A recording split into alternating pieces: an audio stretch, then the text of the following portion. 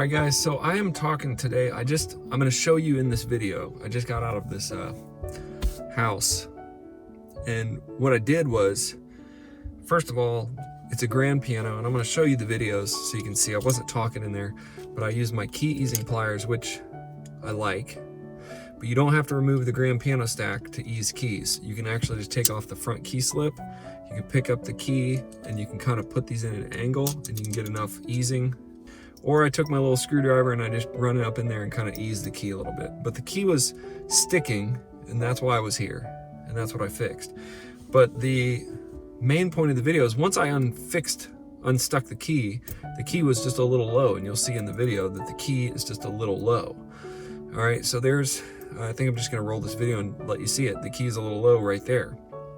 So what I'm gonna do is I'm gonna take this this key bushing and I'm gonna cut it. So this is what the key bushing looks like. This little key bushing right here. I'm gonna cut it without removing the stack and taking like half an hour to pull the action out and remove the stack and everything. I'm gonna be able to just add this punching, and I added a thicker one. So first of all, I'm gonna cut the punching. And if you guys haven't seen this yet, this is just sort of, this is not easy. This is a pretty hard repair. But what I do is I just cut the punching like this. I just take a little pair of scissors and I just cut a little tiny bit out of the punching. Okay, you don't want to cut too much. You want it, when you get it over the pin in there, you want it to stick on there, okay? Then I get a pair of little forceps type things, little curved ones. These work pretty good. And what I do is I find out the angle of how I'm gonna approach the pin. Okay, because underneath the key bed, this is what's going to happen. I'll show you how you get under the key bed, but underneath the key bed, this is what's going to happen. The pin is sticking up in there, the balance pin. You're going to come at this, and as soon as you hit it, you're going to push in just a little bit, and it's going to go on there, and you're going to undo your things, and it's going to be on there. See? That's amazing. Okay, without this method, you'd have to take the action out, the stack off. It takes forever. Okay, so if you can get this on there, it's a little finagle, and you'll see it took me about 1.5 minutes once I got the action raised up to do it. And here's what I'll do. I'll just talk you through it. Watch what I'm doing. So here, I got my piece cut. I know what piece I'm gonna do, I guess. You don't wanna guess wrong. So I guessed what size I need in there. And just because of doing this a while, I know this will probably work. So I guessed the brown size, and I went ahead and I'm pulling out the action now. So I pull out the action, and you got to make sure that the strip above the action is off. So I pull out the action, and then I'm tilting it up right here.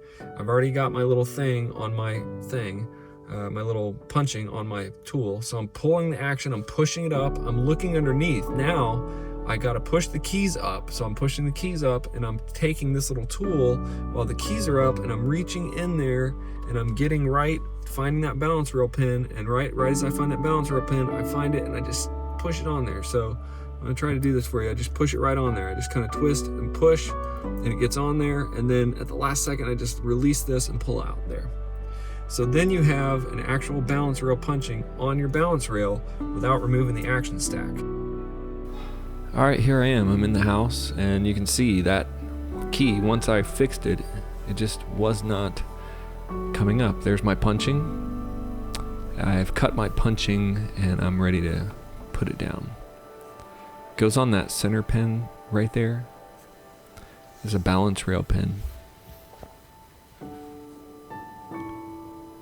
If you don't do it this way, you have to take the action out, the stack off, which is what takes a lot of time. So if you can do it this way, you can save yourself quite a bit of finagling, unscrewing, pulling it all apart. The only time this won't work is if the punching you're trying to put on has to go where there's a strut underneath. Sometimes, every once in a while, you won't be able to do this. So I've cut the punching, I've got it in my little tool. It's a little doctor's tool. I push the key up, and I just kind of put it in there. Let's see if I got it. This took a little longer than I did the video. I think I cut about 1 minute out of the video. Look, there it is. It's up, it's right. It's perfect. Now, this one took me I think the video was rolling for a good two minutes before I was able to get it on there. The reason is part of the action on this piano the action frame was right underneath the key that I was working on.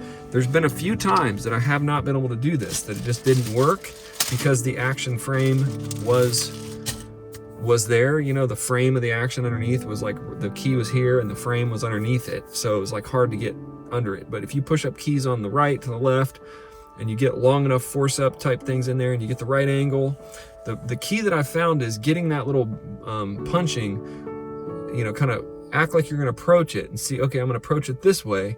Make sure that the opening is kind of at the right angle on the approach. So if you have it on there like facing this way where you're going to approach it sideways, stick it in like that.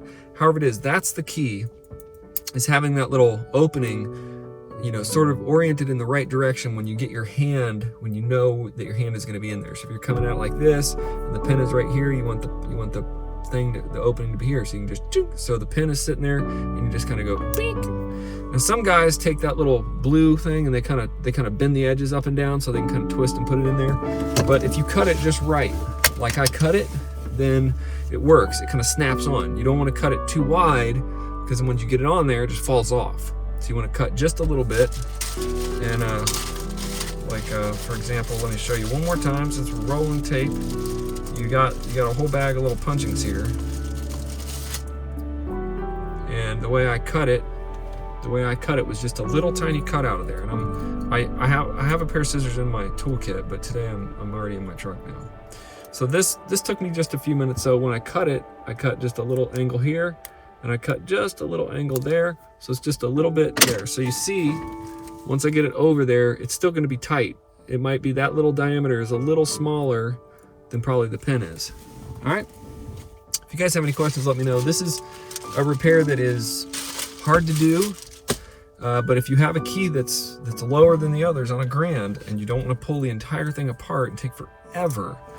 And so with that job that I just did, I was able to do that in 15 minutes, charged my regular service fee, which is about $125, and eased out the front of the key and put that on without taking off the action stack.